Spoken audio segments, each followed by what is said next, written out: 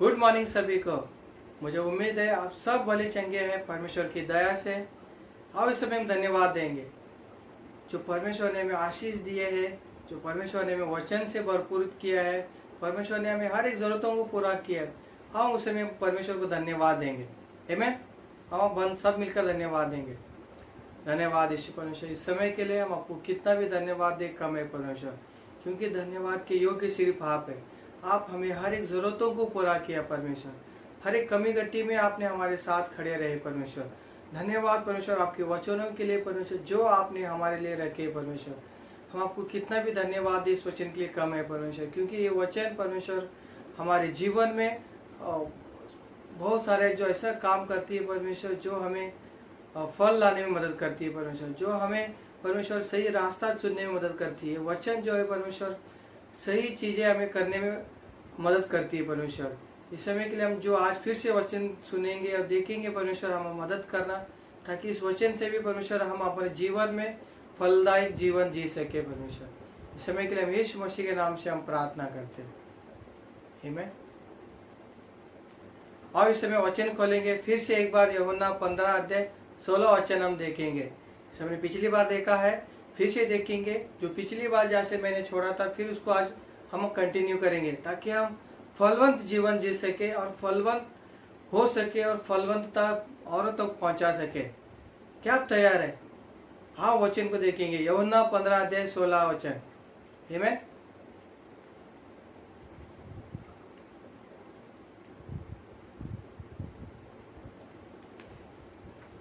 तुमने मुझे नहीं चुना है, परंतु मैंने तुम्हें चुना है और तुम्हें नियुक्त किया है कि तुम जाकर फल लाओ और तुम्हारा फल बना रहे, कि तुम मेरे नाम से जो कुछ पिता से मांगो वह तुम्हें दे। आमीन।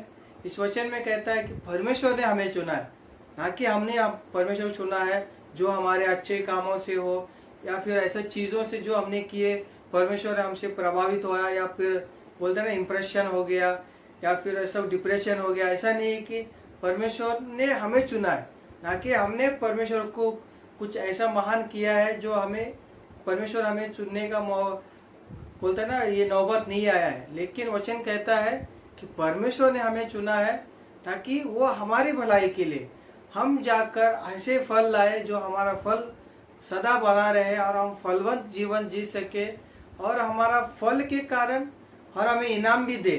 सोचने में ऐसे ही लिखा है, जो कुछ हम फल देने के कारण जब परमेश्वर पिता के पास जो कुछ मांगेंगे हमें वो देगा। इसका मतलब हमें परमेश्वर बोलते हैं ना कि बोनस पे बोनस देने वाला है, ऐसा इस वचन का मतलब है।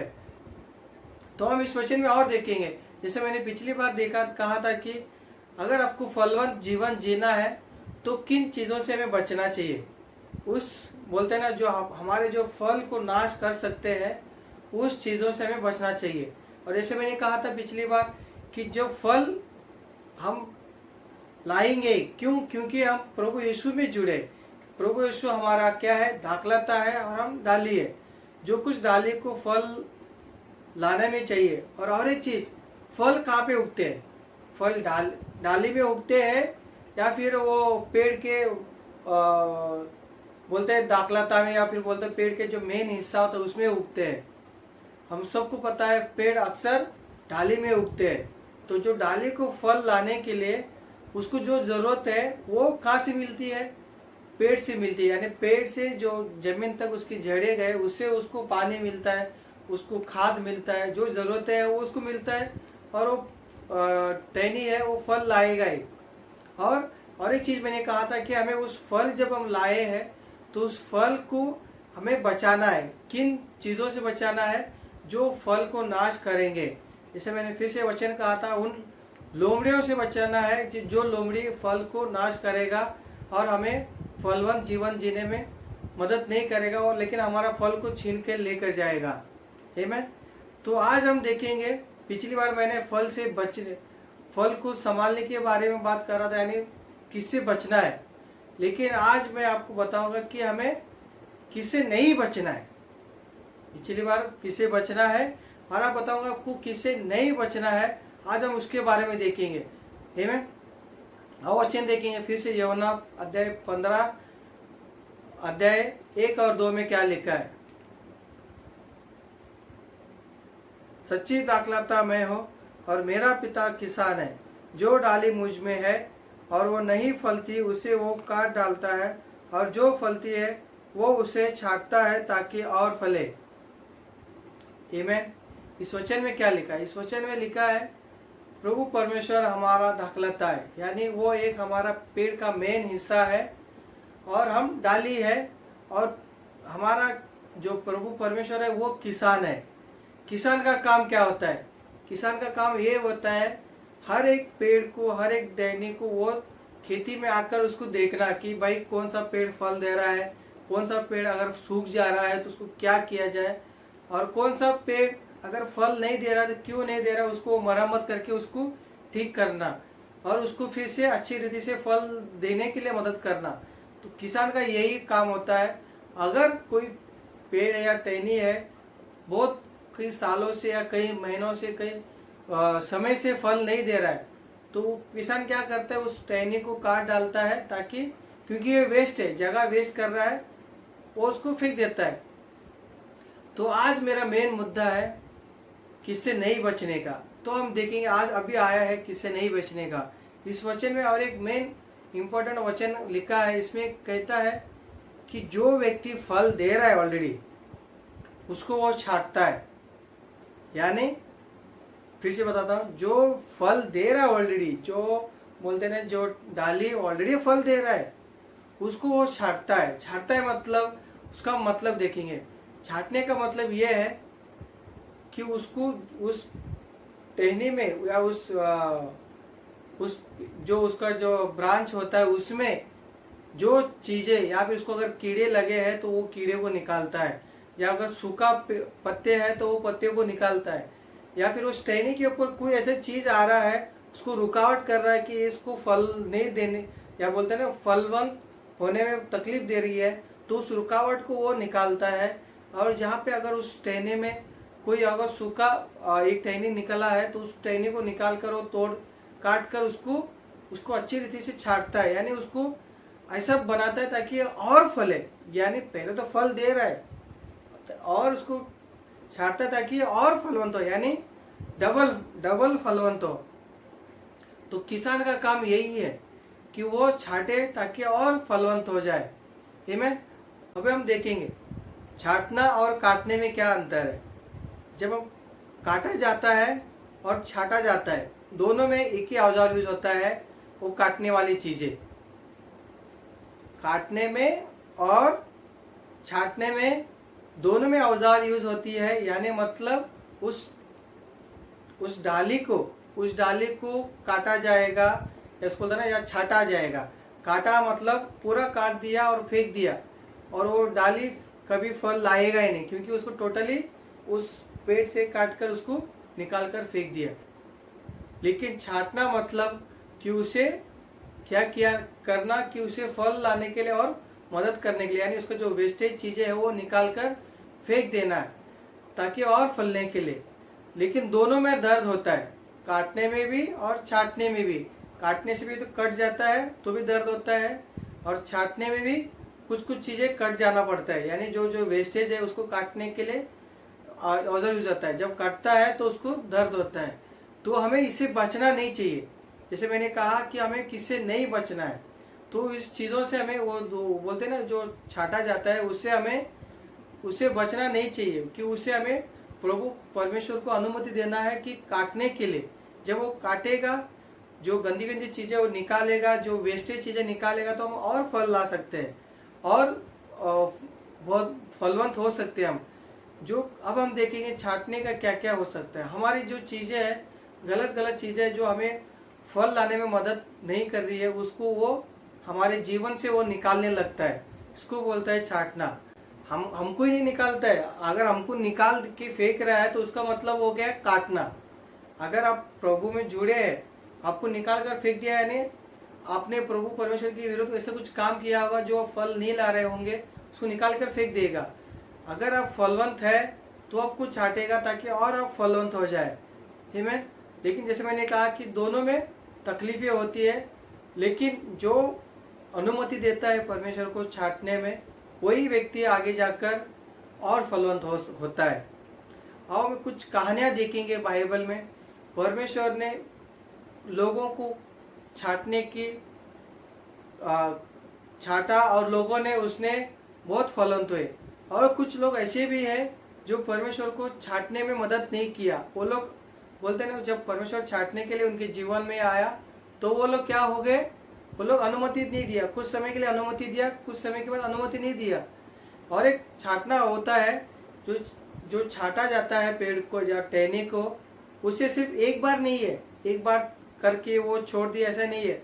वो लगातार करना पड़ता है। हर समय जब फलवंत का समय आता है उसको हर समय उसको करना पड़ा, ताकि और फलवंत होने के लिए। ऐसे नहीं कि एक बार कर दिया छोड़ दिया, नहीं है, कंटिन्यू करना ही पड़ा, तब जाकर अच्छा फलवंत हो सकता है। हम कुछ व्यक्तियों के जीवन के बारे में देखेंगे। पहले उस व्यक्ति के जीवन के बारे में देखेंगे जिसने परमेश्वर को कुछ समय तक अनुमति दिया छांटने के। उसके बाद उसने परमेश्वर को अनुमति शायद नहीं दिया, इसलिए परमेश्वर उसको सीधा बोलता है ना, उसको काट कर फेंक दिया, सीधा उसको निकाल कर फेंक दिया। और परमेश्वर कहता है कि कभी कभी बोलता है मैंने इसको गलती कर दिया, इसको चुनकर। ऐसे व्यक्तियों को ऐसे भी शब्द इस्तेमाल हो जाता है। और एक व्यक्ति हम देखेंगे, उस व्यक्ति को परमेश्वर गर्व करता है। उस व्यक्ति को आज हम देखेंगे, दोनों व्यक्ति के जीवन में देखेंगे किस तरह बदलाव होता है। जो व्यक्ति परमेश्वर को अनुमति नहीं दिया छांटने को, तो उसका जीवन में क्या अंत होता है। और जो व्यक्ति परमेश्वर को अनुमति देता है कि जीवन में छांटने के लिए, तो वो व्यक्ति का कैसा जीवन फलवंत होता है, क्या आप देखेंगे। और एक व्यक्ति का, जो पहले व्यक्ति देखेंगे जिसको हम काट के फेंक दिया परमेश्वर ने, उस व्यक्ति के जीवन में देखेंगे। उस व्यक्ति का नाम है शाऊल राजा। हम सबको पता है, इजराइल का पहला राजा, इजराइल का पहला राजा, जो लोगों ने परमेश्वर के पास विनती किया कि परमेश्वर हमें राजा चाहिए। और परमेश्वर ने बोला ठीक है राजा आप चुनो। तो लोगों ने सब रेडी किया, ढूंढा, सब कुछ किया, शाऊल को लेकर आए। बहुत सारे कुछ लोगों ने शाऊल को सपोर्ट किया, क्योंकि शाऊल उस समय का अच्छा ताकतवर व्यक्ति था, दिखने में हट्टा कट्टा सुंदर नौजवान, बोलता नहीं कि सबकी सेवा करने वाला व्यक्ति, और बोलता दीन व्यक्ति। और परमेश्वर भी उससे खुश था। क्यों? क्योंकि वो परमेश्वर के अपने जीवन में परमेश्वर के लिए फल ला रहा था, इसलिए परमेश्वर भी उस समय खुश था। तो परमेश्वर ने अपने नबी को कहता है, अपने भविष्यवक्ता को कहता है, जा उस व्यक्ति के ऊपर अभिषेक कर कि मैंने आपको चुना है राजा बनने के लिए। और अब आगे देखते हैं, और वो आगे व्यक्ति वो राजा बन जाता है। परमेश्वर की दया से परमेश्वर ने उसे उसको बोलते हैं ना, इलेक्शन में जिता देता है। जिता कर उस व्यक्ति को क्या किया जाता है, राजा बना दिया जाता है। और कुछ समय ऐसा बीत जाता है, वो समय जब चलता है तो वो परमेश्वर के लिए दीवाना होता है। परमेश्वर के जो व्यक्ति विरोध में रहता है उस व्यक्ति को वो दूर कर देता है। जो कोई व्यक्ति परमेश्वर के खिलाफ, मतलब जो गलत चीजें करता है, उस व्यक्ति को वो दूर करता है। यानी परमेश्वर का इतना अच्छा भक्त होता है कि वो सब कुछ परमेश्वर की जो पसंद है वो चीजें करने लगता है। जैसे जैसे समय बीतते जाता है, जैसे मैंने कहा कि जो छांटना है वो हर समय कंटिन्यूस होना चाहिए। यानी एक बार क्लीन होकर वो रह गया ऐसा नहीं है, तो दोबारा फिर से वापस क्लीन होते रहना है। कंटिन्यूस बोलते हैं ना, उस डाली को हमेशा क्या करना चाहिए, परमेश्वर को अनुमति देना, उस किसान को अनुमति देना है, ताकि वो छाटे। जहाँ गलती है वो आपको दिखाकर उसमें से निकाले, आपकी गलतियां को बाहर निकाले, आपकी जो नुकसान पहुंचा रही है उसको वो सीधा करे, ताकि आप और फले। यहाँ पे ये जो व्यक्ति है कहीं ना कहीं परमेश्वर को अनुमति नहीं दे रहा था। ये सब आगे देखते हैं।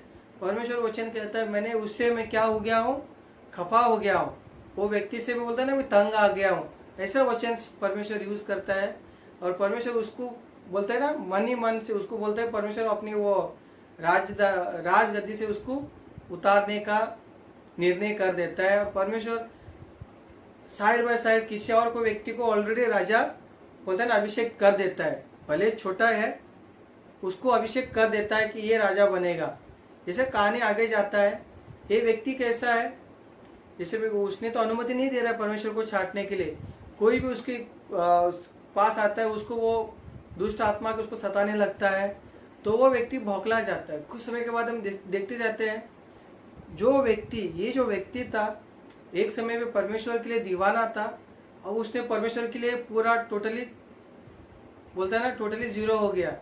वो व्यक्ति दुष्ट के कार्य में हाथ डालने लगता है। दुष्ट जो एक समय पे वो दुष्ट को वो लोगों को भगा रहा था, समय ऐसा आता है कि वो दुष्ट जो करते उनके पास जाता है, उनके पास जाकर वो कुछ कुछ मांगता है, उसको उसमें हाथ डालता है। उसके जो जो बोलते हैं ना जादू टोना करने वाले, उनके पास जाता है, वो जो कहते हैं वो सुनता है, ऐसा करता है, ये उसमें घुस जाता है, क्योंकि उसका जीवन पूरा सत्यानाश हो गया है। इसलिए क्योंकि उसने अनुमति शायद बंद कर दिया परमेश्वर को छांटने में। अगर परमेश्वर छांटता उसको सही रीति से, तो उसका अंत ऐसा नहीं होता।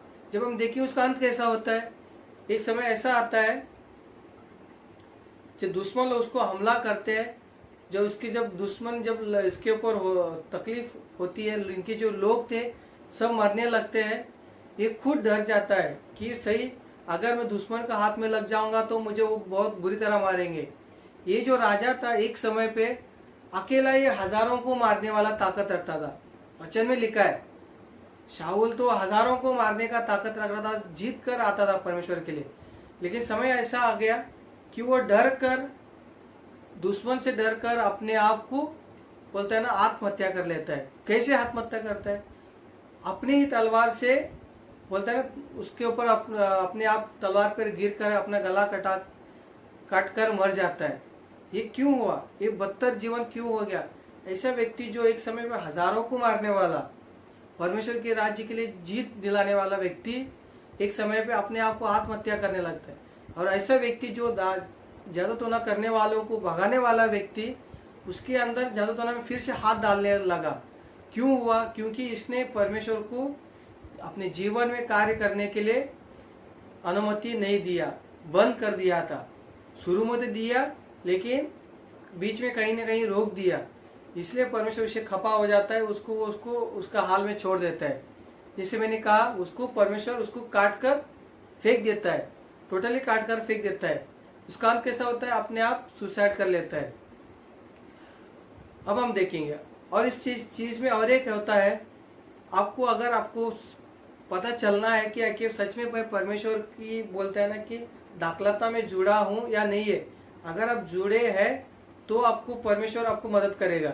अगर आप नहीं जुड़े, आप ऑलरेडी कट गए हो, तो आप ऐसी चीज़ों में हाथ डालोगे जो परमेश्वर मना किया है, परमेश्वर घृणा करता है, वही चीज़ें आपको पसंद आने लगेंगी।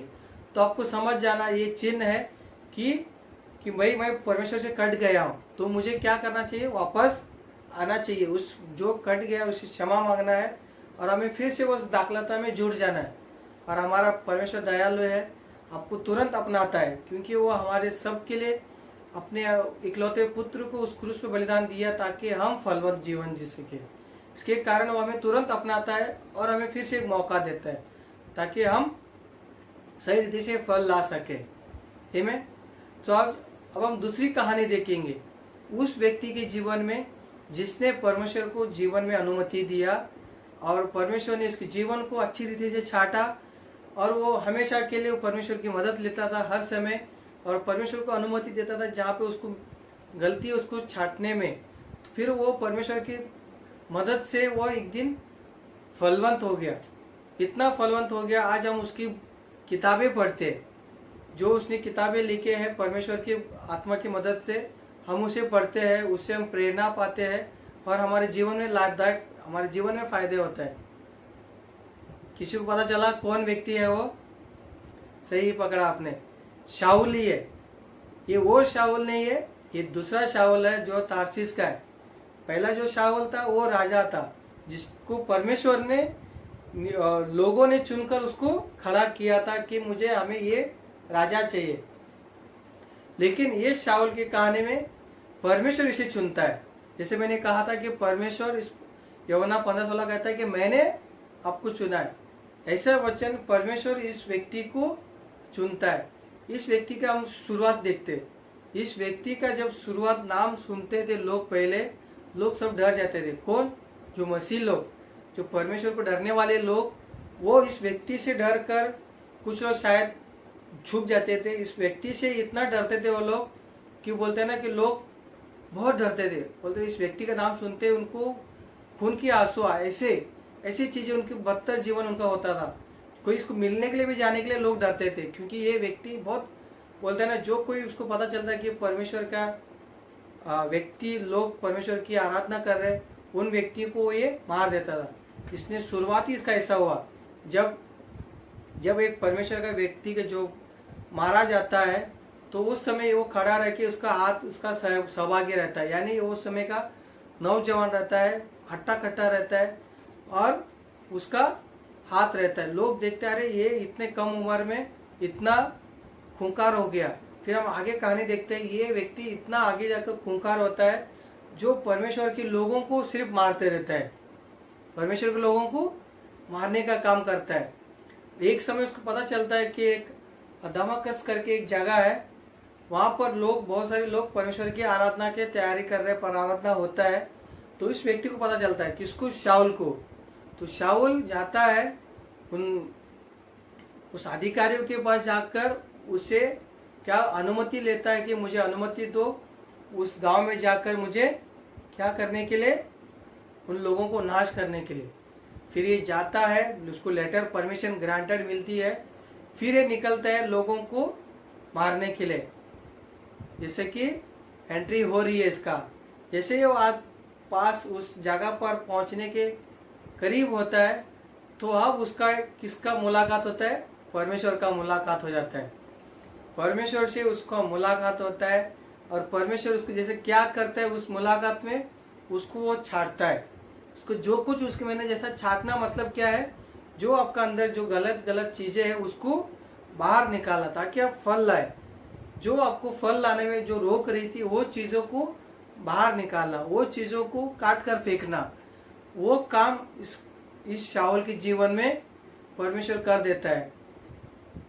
जैसे ही परमेश्वर उसके जीवन में मिलता है और परमेश्वर इसको प्रकाश से मिलता है, जब वो मिलता है तो उसका वो गिर जाता है, उस जमीन पे गिर जाता है। देखता है उसको परमेश्वर की आवाज़ तो सुनाई दे रहा है, लेकिन दिखाई नहीं दे रहा, क्योंकि परमेश्वर का प्रकाश इतना था उसके ऊपर।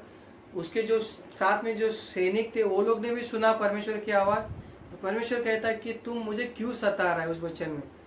तो वो वचन से ही उसको प्रभावित हो जाता है कि मैं परमेश्वर को सता रहा हूँ। तो परमेश्वर उसके जीवन में क्या करता है, छांटने का काम कर दिया।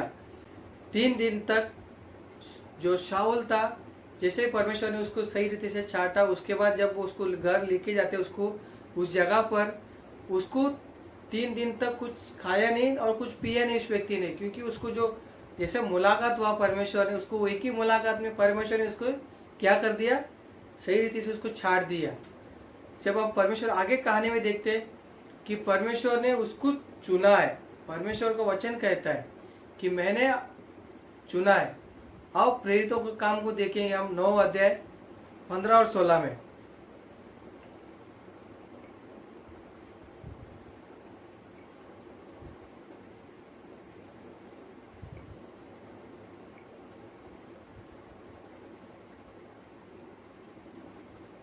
परंतु प्रभु ने उससे कहा, तू चला जा, क्योंकि वह तो अन्य जातियों और राजा और इजरायलों के सामने मेरा नाम प्रकट करने के लिए मेरा चुना हुआ पात्र है, और मैं उसे बताऊंगा कि मेरे नाम के लिए उसे कैसा कैसा दुख उठाना पड़ेगा। आमीन। वचन में लिखा है परमेश्वर ने उस शाऊल को चुना, जिसको हम आज पौलुस के नाम से जानते हैं। शाऊल ऑफ तारसुस के नाम से उसको लोग जाना जाता है, पौलुस करके जाना जाता है।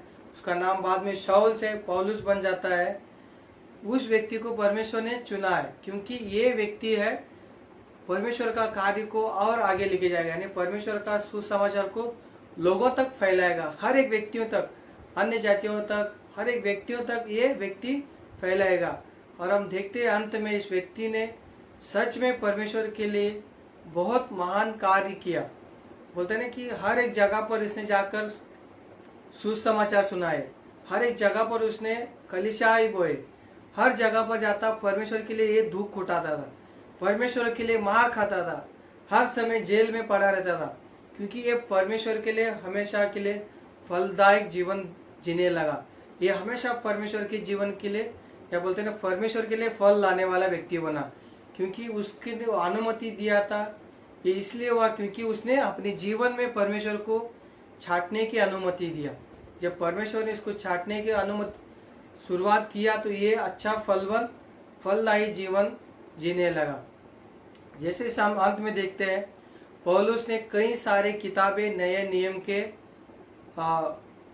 वचन में लिखे। जो नए नियम का पुस्तक है, इसने कई सारे, जैसे बोलते हैं पत्री बोलो या फिर बुक्स बोलो, उसने उसने बहुत सारे उसने लिखा कहीं। तो ये जो व्यक्ति है फलवंत हो गया। अब हम इसके जीवन में कुछ तौल करते हैं। ये शाऊल का शुरुआत कैसे हुआ था? परमेश्वर के लिए फलदायक जीवन जीने वाला व्यक्ति, परमेश्वर के लिए हमेशा बोलता है ना प्रेम करने वाला व्यक्ति। और ये व्यक्ति कैसा था? परमेश्वर के लिए खिलाफ व्यक्ति, जो परमेश्वर को प्रेम करते उसको मारने वाला व्यक्ति। इसका बोलते हैं दोनों का ऑपोजिट। जब हम दोनों का अंत देखते हैं, उल्टा हो जाता है। इसका अंत परमेश्वर में फलदायक जीवन हो जाता है, इसका अंत परमेश्वर में नहीं होता है, क्योंकि परमेश्वर ने इसको ऑलरेडी बीच में काट दिया। ये अंत तक फल ला ही नहीं पाता है। और ये जो व्यक्ति था अंत तक फल लाता और परमेश्वर के लिए महान काम करता है, परमेश्वर के वचन के लिए वो मरने तक रेडी हो जाता है। उसको कितने लोगों ने कोशिश किया उसको मारने के लिए, लेकिन परमेश्वर ने उसको बचाए रखा। उसको अनंत बोलते ना अंत काल, उसके जीवन तक, उसको अंत में तक उसको बचाए रखा। परमेश्वर ने उसको नाम को ऊंचा किया। उसके जो फलों को जो उसने परमेश्वर के राज्य में लाए, पर आज तक हम देखते हैं। उसने जो किताबें लिखे उसका जो फल है में क्या आप तैयार है कि इसका और इसमें क्या फर्क था? इसने अनुमति दिया छांटने को परमेश्वर, लेकिन इसने अनुमति नहीं दिया। आज आप हमारे सामने एक सवाल है, क्या आप हम अनुमति देंगे? जैसे मैंने पिछली बार कहा था कि हमें किससे बचना चाहिए ताकि हम फल ला सके, लेकिन आज का शीर्षक ये है कि हमें क्या अनुमति देंगे परमेश्वर को कि हमारे जीवन में वो छाटे, हमारी जो गलतियां को वो सही करे, हमारी कमियों को भरपूर करे। जब हम छाटने की अनुमति देते हैं तो हम 100 गुना फल देने के कामयाब हो सकते हैं। क्या आप तैयार है परमेश्वर को छाटने को देने के लिए? है मैं आप सब तैयार हैं? हम परमेश्वर को अनुमति देंगे हमारे जीवन में कार्य करने के लिए। जैसे मैंने और एक कहा था कि जब वो छाटता है तो आपको दर्द भी होता है, कई चीज़ें वो कटना पड़ता है, कुछ बोलते हैं ना टहनी को, कुछ जो वेस्टेज है वो कटना पड़ता है। तो हमारे जीवन में कुछ वेस्टेज चीज़ें परमेश्वर जब काटेगा तो हमें उसे स्वीकार करना है। जब हम स्वीकार नहीं करेंगे तो हम अनुमति नहीं दे रहे परमेश्वर को। तो हमें अनुमति देना है कि हमें जो चाहिए परमेश्वर हमें वो छाटे सही रीति से। ठीक है, हम सब मिलकर प्रार्थना करेंगे, इस समय अंत करेंगे। परमेश्वर की बस हम अनुमति देंगे हमारे जीवन में कि आप परमेश्वर हमारे जीवन में आप सही रीति से छाटने का काम कीजिए। आमीन। हम प्रार्थना करेंगे। धन्यवाद यीशु परमेश्वर, इस समय के लिए हम आपको कोटि कोटि धन्यवाद देते हैं परमेश्वर। धन्यवाद परमेश्वर, जो वचन परमेश्वर कहता है कि आप एक अच्छा किसान है और आप सही रीति से छाटना जानते हैं परमेश्वर, क्योंकि सही किसान ही अच्छी रीति से छाट सकता है। और आप एक बेहतर और एक बेस्ट किसान है हमारे लिए परमेश्वर। परमेश्वर आज हम हमारे जीवन की अनुमति आपके हाथ में देते हैं परमेश्वर, कि आप हमारे जीवन में वो छाटने का काम कीजिए परमेश्वर, ताकि हम भरपूरता से फलवंत हो सके और आपके जीवन में फलदायी जीवन जी सके परमेश्वर। इस समय के लिए परमेश्वर हमारे जीवन में वो छाटने का काम कीजिए परमेश्वर, ताकि हम फलवंत जीवन जी सके और आपके राज्य में और सारे फल ला सके परमेश्वर। इस समय के लिए हमारे जीवन को छाटना परमेश्वर हम अनुमति देते हैं परमेश्वर। इस समय के लिए हम यीशु मसीह के नाम से हमें प्रार्थना करते हैं परमेश्वर। धन्यवाद इस वचन के लिए परमेश्वर। वचन कहता है कि आपने हमें चुना है ताकि हम 100% फल ला सके परमेश्वर। और इस फल लाने के लिए परमेश्वर हमारे जीवन में सही तरह से परमेश्वर इस्तेमाल हो परमेश्वर। अब पवित्र आत्मा हमारी अगुवाई कर, अगर हमने कहीं परमेश्वर की अनुमति नहीं दिया कि छाटने के लिए परमेश्वर, आज हम अनुमति देते हैं परमेश्वर। उस एरिया को आप छांटना परमेश्वर। इस समय के लिए हम यीशु मसीह के नाम से हम प्रार्थना करते हैं। आमीन। आमीन।